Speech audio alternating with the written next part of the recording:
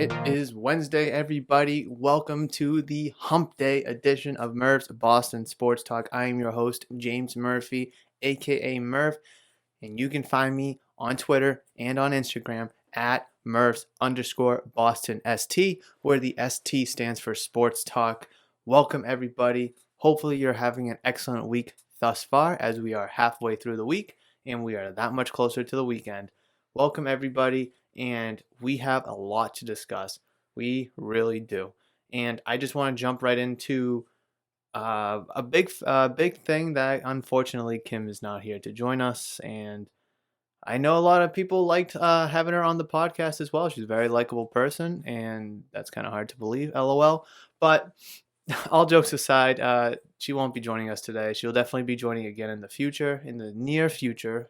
And she had so much fun with it. She's just busy at school doing her own thing, but I know you definitely enjoyed having her on, so it's just not me talking for 45 minutes or so. It's actually me and her having a conversation, kind of helping the whole engagement and discussion thing take off. So that out of the way, I'm sorry if you just don't want to listen to this episode because she's not here. I know we're all joking, right? I hope. Sorry, I had to throw the little sad thing in there. But anyways, let's just jump right into quick hits. Over early, when did this drop? I think Monday it came out. The 8th, yeah, Monday. MLB slightly deadening baseballs for the 2021 season. Excuse me? So if you may not know what deadening means, it means they're going to try to help the ball not carry as far off of the bat. So over the course of the past several years in recent memory, home runs are becoming very common. It's you, me, your mom, my mom, we're all hitting home runs at the professional level, and it's ridiculous because everybody is hitting 20, 25, 30, 35, 40 home runs a year, and it's really ridiculous. I know I kind of touched upon this on my YouTube exclusive video where pitchers are good. It's not the fact that the pitchers suck, unless it's the Red Sox rotation. But that aside, pitchers in baseball don't suck. We have a great amount of starting pitchers. You have DeGrom, Scherzer, Syndergaard, Verlander, Greinke. You got Garrett Cole, Clayton Kershaw. I can go on and on and on about all the great pitchers we have in today's game. But they're all giving up bombs. They're all giving up 450, 500-foot home runs. And it's not because they suck, it's because the hitters are able to hit it out. They're all about the launch angle, trying to uppercut the ball to launch it over the fence. It's either that or they're striking out. There's honestly very little in between. And there was a rumor at the start of last year, I think before COVID happened, so when baseball was actually starting to get going in February last year, that pitchers were kind of upset that baseball juiced, or MLB juiced the baseballs, and MLB was like, "Oh no, we didn't do it. We haven't done anything. We haven't touched the baseballs." I'm not really a pitcher, obviously, and those pitchers on the mound can probably kind of tell and feel that like, hey, something might be up here. So it's very interesting to kind of see baseball, MLB. When I say baseball, I mean MLB, Major League Baseball, slightly deadening their baseballs for this coming year. Obviously, this is amid years of long home run surges across probably ever since like 2016. And they're going to try to, with this deadening of the baseball, if a ball is hit over 375 feet, their hope with their study research from this independent lab is they're going to try to knock off 1 to 2 feet off of a ball hit over 375. I have no idea how they're going to do that. I don't know where the science is. I don't know how you can make a ball travel less if it's only hit 375 feet. So if you're saying I hit a ball 374 feet, I'm still going to crank it to the moon and it's not going to drop a couple feet short. I don't know. It's definitely going to be interesting to see because every year, I think since like 2016, the home run numbers across the league have gone up every single year. And teams are breaking like their own records every single year. I mean, the Yankees, the past 3 years in a row, I think have broke like the single season record for a team home run with like, I don't know, a gazillion. So it's going to be really interesting to keep an eye on this and see if there's any difference as we turn the page into 2021 with spring training just a couple short weeks away. Moving along, also with MLB, the MLB and the MLBPA, the Major League Baseball Players Association, agreed to health protocols for COVID-19 and health screenings and all that. But that's that was kind of expected, right? All sports are doing that. But what really is interesting to me is that, sorry, my headphone fell out, is that they also agreed to carry over 7 inning doubleheaders with extra innings. I'll do that later.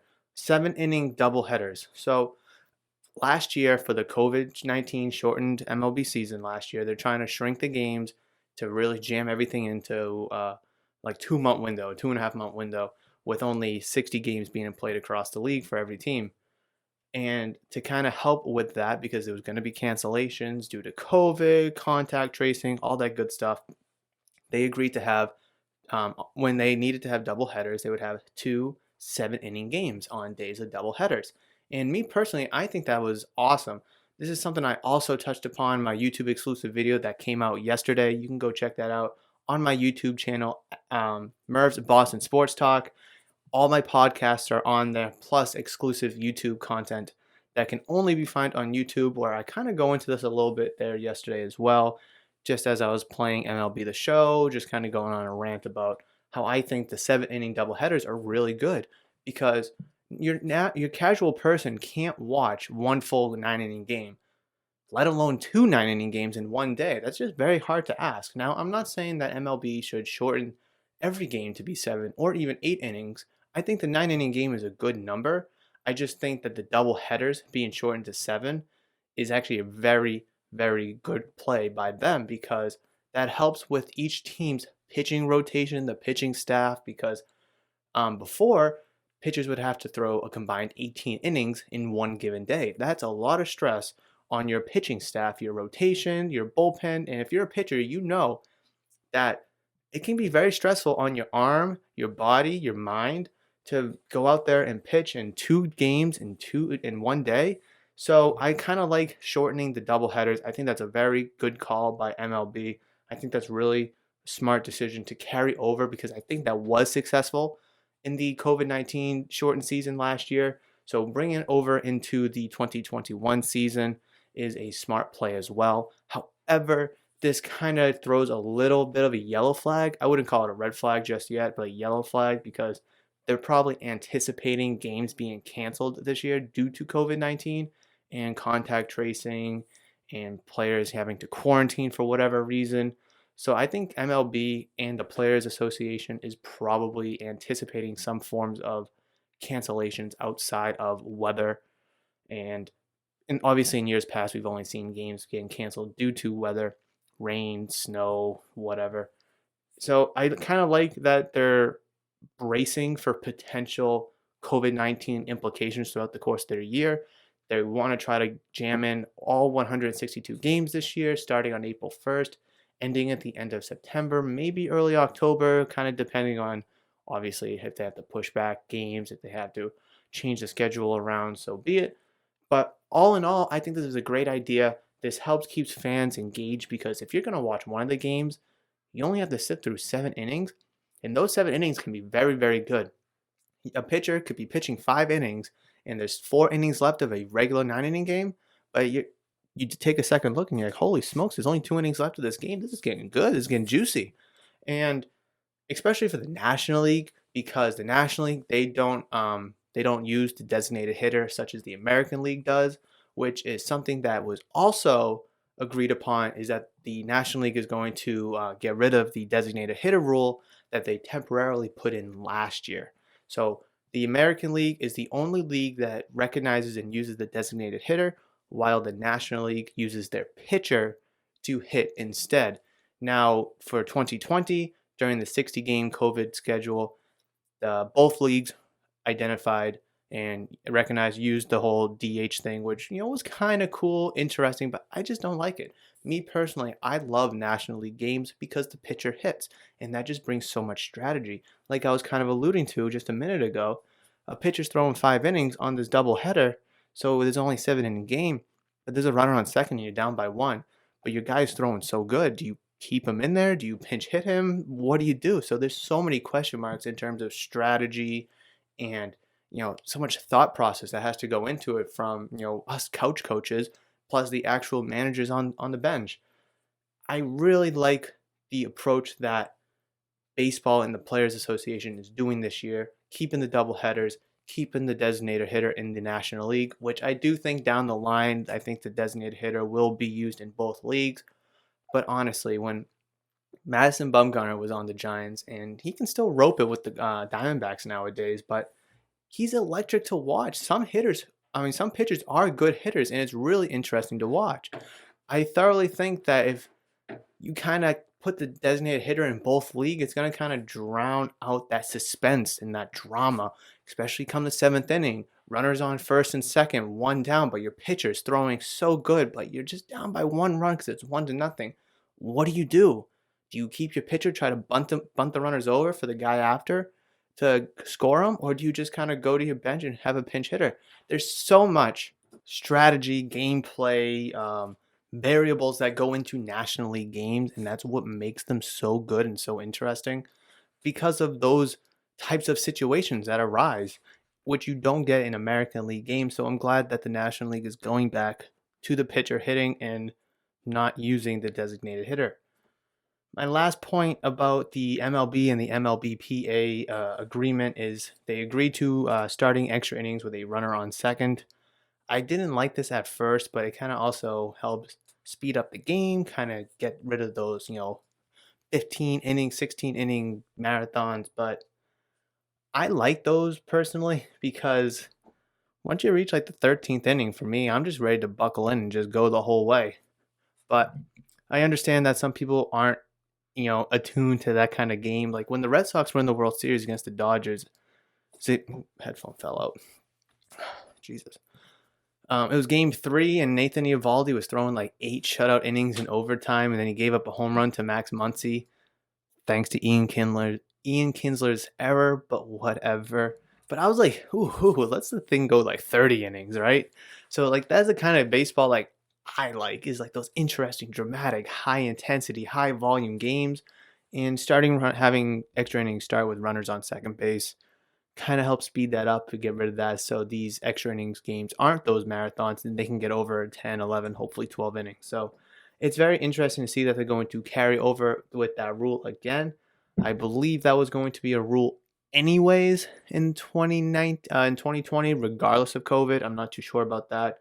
So it's interesting to see them carry that over again. Carry that over again here into 2021, as it seems like it's a rule that is well liked by MLB and some other fans. However, just not me. But it is what it is. Lastly, not really big news, but it's just something I want to mention, that the St. Louis Cardinals, they decided to agree to a contract with Yadier Molina, who is their catcher for the longest of times. I believe that was the iPad, I apologize. Who's been their catcher since like 2004, I think it was. Like he was the backup catcher in the 2004 World Series when it was the Red Sox and Cardinals then. But it's really not league-wide noteworthy, except for the fact that he's played his entire career with the Cardinals, and he's one of those players that's like, you can't envision him on another team besides... Stop. Okay. Put the iPad face down so I get no more buzzes from that. He's just one of those players that you can't picture him in another uniform. Like Pedroia just retired, but whether how you feel about him, how the last few years went, if he should have retired earlier, put that aside. Can you envision him in another uniform? Like, can you envision Dustin Pedroia playing for, I don't know, the Royals or like the Twins? And speaking of the Twins, like Joe Mauer, he was, catcher for the Twins for a bunch of years, first baseman towards the end, but he played his whole career with the Twins. Can you envision him in another uniform? And like Yadier Molina is just one of those guys as well, where you can't envision them in just another uniform. Me personally, Alexander Bogaerts, currently for the Red Sox, and exhibits that, where it just looks so awkward seeing these players that have been lifelong insert team here playing for another uniform, wearing another jersey, and people kind of think like, oh, Ortiz, and you can't picture him in another uniform. Well, his first few years he was with the Twins, and he wasn't good, but he was with the Twins. But a lot of people forget about that. But picture Ortiz his last couple of seasons being on another team. You just can't do that. You just can't put that kind of a player who means so much to an organization in another jersey. And Yadier Molina probably is the Cardinals' version of Dustin Pedroia or your Alexander Bogaerts or even Ortiz. He's not the best of hitter, but he is the one of the best defensive catchers of all time. He is great with the pitching rotation, the pitching staff in general, and he's just a horse. He's always consistent by the plate. He wears his uniform on his sleeve. He's just the type of teammate that you want to have on your team. So it's good to see that Yadier Molina is going back to the Cardinals for a 1 year, $9 million contract for his 18th MLB season. That's nuts. Okay. Ooh, baseball. Ooh, that was a lot. And it wasn't really quick hits. That was more long hits, right? Long hits. I do want to touch upon one thing before we just jump any further. I do want to touch upon the Celtics. They did lose last night to the Utah Jazz, 122-108. For those doing the math at home, that is a 14-point loss. 14-point loss on the road to Utah. Utah's a very good team. Do not get me wrong. Let me fix my mic here. Bring it a little closer. All right, here we go. All right. So Utah's a good team. Don't get me wrong. But the big thing that I worry about with this loss is the Celtics can't close games. At halftime, it was relatively close. It was a 1-point game at halftime. Celtics 47, the Jazz 48. That's a great, tight, close game. Then the Jazz go on a 10-point run in the third quarter, ending plus 10.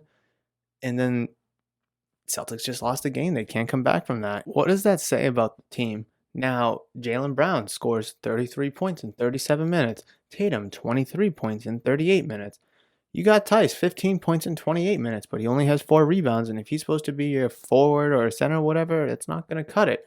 Tristan Thompson, 7 points in 26 minutes. He's not your scorer, but he is a big rebounder. He only gets 5 rebounds.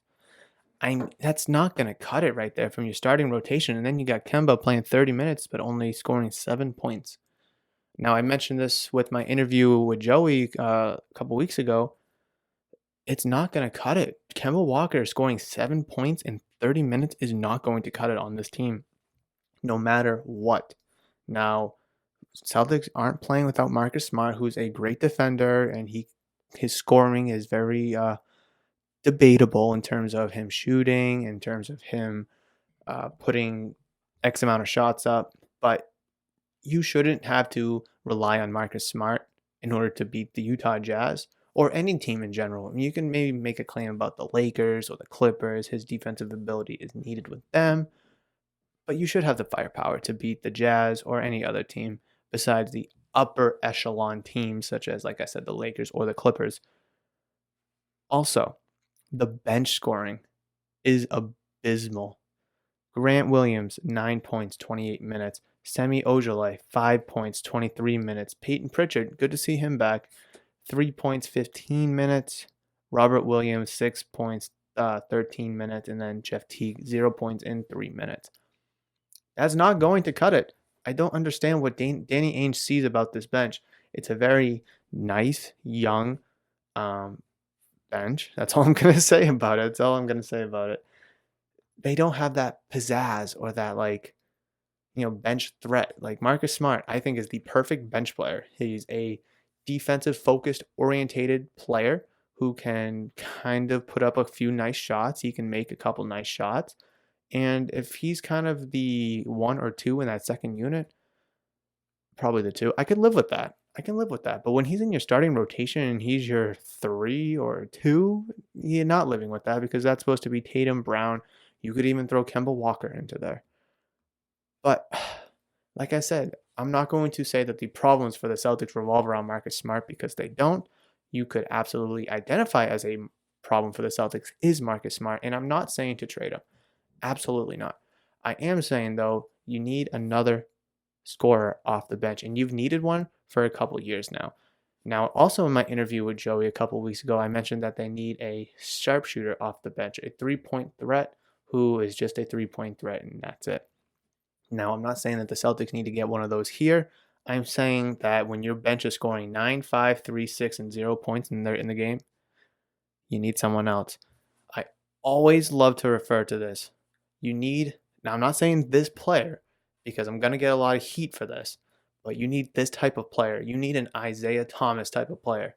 Someone who is experienced, probably older, not going to, demand a lot of minutes nowadays because he's been out of the league for a little bit, but someone like him who can run that second unit, have fun scoring, and be the main scorer for that second unit, where he can take over. He doesn't have to be relied upon in crucial minutes because he's not a starter. Now, I'm not saying Isaiah Thomas. It'd be nice to bring him back because I'm a huge Isaiah Thomas fan, as much as a lot of Boston is, or a bunch of New Englanders love Isaiah Thomas. Would it be nice to have him back? Sure. Is it the smartest play? Probably not.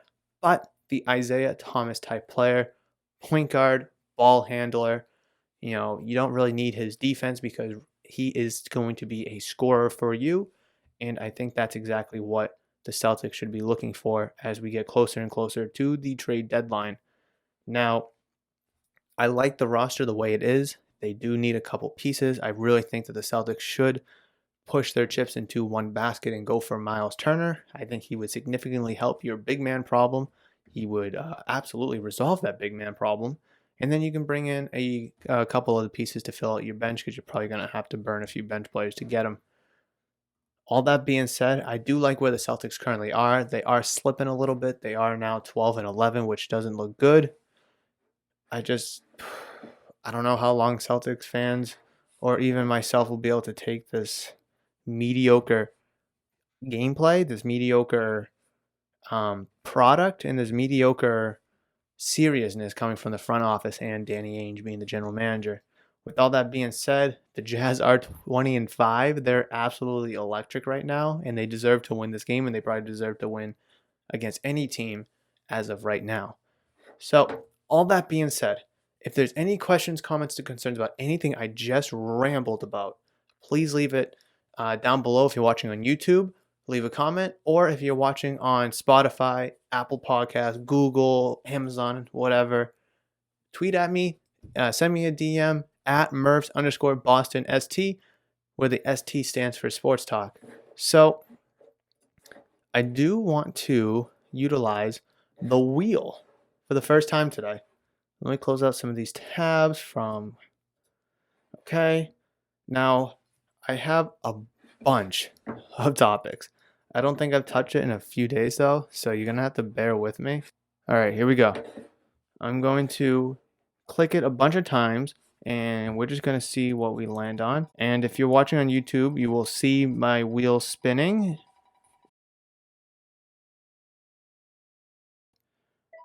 Murph's mock draft. Okay, so I know I said I wasn't going to really talk much about football or the draft or anything since it just ended and there's a bunch of other things going on, but the wheel decided for us. Get it? Wheel decide because it's a wheel and it spins and it's deciding. The play on words that I made last time. But okay, so actually this is actually a really good topic because Todd McShay, a draft analyst for ESPN, actually came out with his mock draft 2.0, I believe it was. And oh my goodness, it's quarterback heavy. Let me look it up right now. Mock draft Todd McShay. It's nuts, I'm telling you. Because in the first round, there's 4 quarterbacks going off the board. I'm sorry, not the first round. The first 4 picks, a quarterback is going off the board. That's absolutely nuts. That's not it. Oh, God. Okay, I got to try to find it. So what does that say? A quarterback is going in the first 4 picks. That's a little bonkers if you tell me. All right, so here we go. I finally have it up now. So Jacksonville Jaguars taking Trevor Lawrence. That's obviously taken.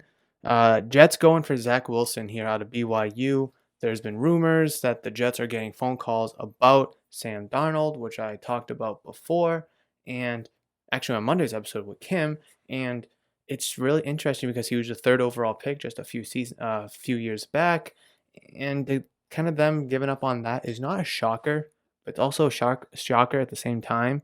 So the Jets taking Zach Wilson, that's two quarterbacks. Todd McShay projects Carolina is going to trade up with the Miami Dolphins for the third overall pick, where they take Trey Lance, quarterback out of North Dakota State. And then at number 4, the Atlanta Falcons take quarterback Justin Fields out of Ohio State, which is 4 quarterbacks in the first 4 picks. I don't know if that's ever happened before, but holy smokes, that's absurd. Bengals take Penei Sewell, who is a offensive tackle. I'm just going to go down to the next quarterback that's taken because it kind of screws the Patriots, where we see the Chicago Bears trade with the San Francisco 49ers. Now, obviously, this is just a mock, nothing official, but the Bears jump up to 12 where the 49ers are. They make a trade with them, and they draft quarterback Mac Jones out of Alabama at number 12, 3 picks before you. 5 quarterbacks in 12 picks, 4 in the first 4 picks, leaving you absolutely screwed come 15 to take Micah Parsons, linebacker out of Penn State. Not going to get into it right now. Great linebacker. Love what I see from him. Definitely need linebacker help. But come on. You can't slip on the position again. You can't do it. Now, could this be bearing the Patriots going out and making a trade or signing an actual quarterback? Absolutely. And if they do, then I obviously don't want them to take a quarterback with the 15th pick. But come on. Like, we obviously have to project that they don't, because I think the draft is a good spot for them to go. But oh my goodness. If this is what true, now obviously this is just a mock, things can change, things won't happen, but if all 5 quarterbacks are gone before you, you deserve to suck again next year. And Tom Brady is going to be in the playoffs, be in Super Bowl contention with the Buccaneers, and he's going to make you, Bill Belichick, look like an absolute POS. But I'm done talking about the draft or the Patriots quarterback situation, because it just fires me up and gets me on a rant because I'm so PO'd about it, pissed off about it. Yep, there, I said it. But anyways, we're not talking football, but the wheel decided on it. So let's hit this a few times. Bruins recent news. So I don't really know how recent this is, but I do love the way that they're playing right now, and they're playing very, very good hockey. They've been down a few games. They've come back to win them, and that just shows resiliency. That shows determination, effort, passion, that never say never type of attitude. They did have the weekend off because their series against the Buffalo Sabres, I believe, was postponed because the Sabres had a little COVID run-in, and so the Bruins actually had the whole weekend off, which was nice, and it's good to see them get back on the ice relatively soon. I love the way that they're playing right now. I really do. Kevin Miller, who's a defenseman for the Bruins, who has been in and out of the lineup due to injuries past couple seasons, playing very, very well in his first healthy season since 2019, I think it is, 2018 maybe. So it's really good to see the team kind of gel and bond and really get together and just win these games when they shouldn't be winning them. That just shows great effort, determination, and this is something you haven't really seen from the Bruins in a little bit. I think in the 2019 season, they kind of showed that resiliency and that effort to dig themselves out of holes. Obviously, we don't like to see them in these holes to begin with, but they ended up finding themselves in there, and it is what it is. The Bruins, they are playing exceptional hockey right now. One of the best teams in the league, if not the best. And just to kind of see them keep going. Tuukka Rask is playing well. He gives up goals early, but when it counts, he hammers down and becomes nails. My heater just turned on in my house, my boiler or something. So if you hear a noise in the background, I apologize. Yaroslav Halak, I think him and Rask are such a great combination in the goaltender, in between the pipes. You got Charlie McAvoy. I already mentioned Kevin Miller. You have Brandon Carlo playing very, very well defense. And then plus that front line, like I've been saying, Brad Marchand, Patrice Bergeron, your new captain, and David Pastrnak playing very, very well. It's just something you really like to see, especially where the Bruins have been shaken up the past couple seasons, losing the Stanley Cup Finals a couple years ago, then losing in the semifinal round last year. Then you lose your captains, Zdeno Chara, Torrey Krug, a fan favorite. So it's really good to see that they're getting their that nothing has really phased them. No teammate loss, no last year's loss in the playoffs has affected them. They feel like that they really have their head on right, and they don't have any hangover from last season or any hangover from news or whatever. And it's really good and refreshing to see, because you see this a lot with the Celtics. Like something bad will happen, whether it's like a news or a report, and then you just play like cheeks the next game.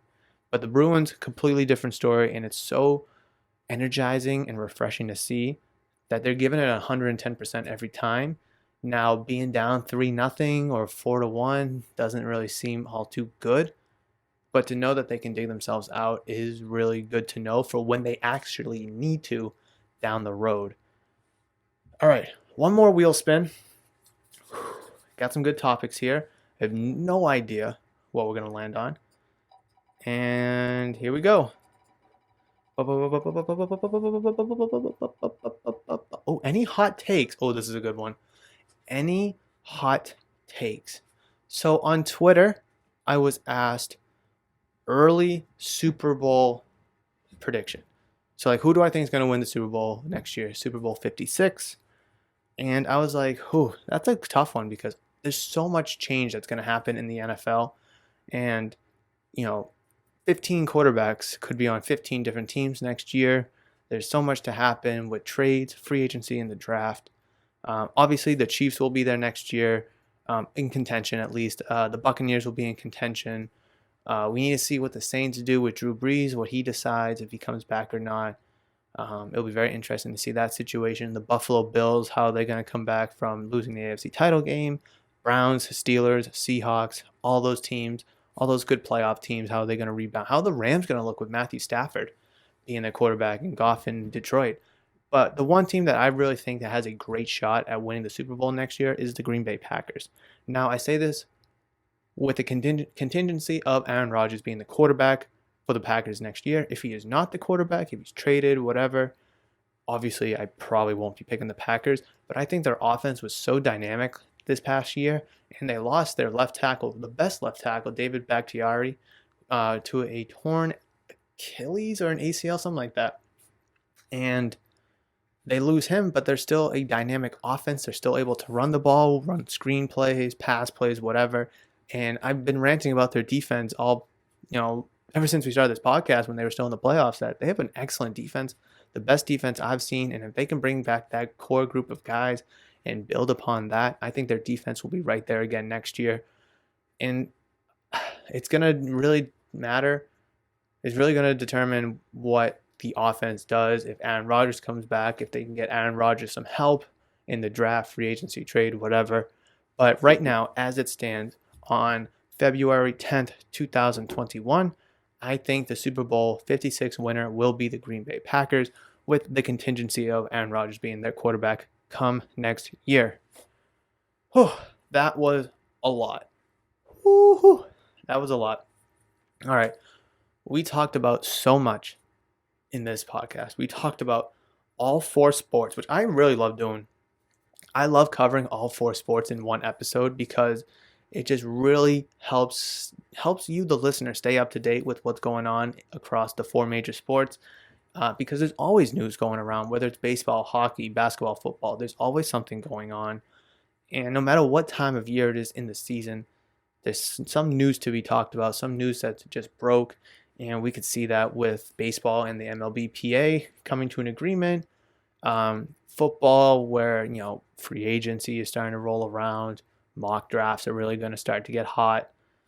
And then, like I said, with the Bruins and the Celtics playing that the way that they're playing, the Bruins are hot, the Celtics are cold. What needs to happen there in their respective locker rooms? It's really interesting right now. Really interesting time to be a sports fan, because the main event, the Super Bowl, is over. It is done with, and we do have football to look ahead. No physical game, but a lot of football off-season activity. Hockey and basketball are in the heat of things right now in their respective seasons, and baseball is right around the corner, and I cannot wait. Even though it's spring training, I cannot wait for baseball this year. So if you really enjoyed this podcast episode, let me know reach out to me on Twitter and Instagram that you liked it, that you enjoyed it, that you have a thought about what I said, whether you agree or disagree with me. The handle, the username is at Murphs_BostonST, where the ST stands for Sports Talk.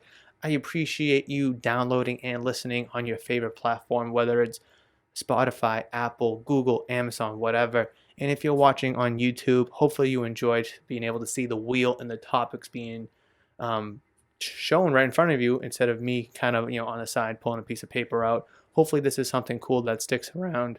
And while you're watching on YouTube, definitely subscribe if you're new to the channel, or please leave a like down below so I know that you enjoy this content today, excuse me. With all that being said, so much that we talked about. I'm definitely excited for Friday's episode because there's going to be a lot more to talk about come Friday. That's just how sports go. There's always something happening. So until then, until the next episode, stay safe out there. Try to stay warm. Keep shoveling if you're in New England getting blasted with the snow. And hopefully we can get some warm weather soon. But until Friday, folks, I will see you later.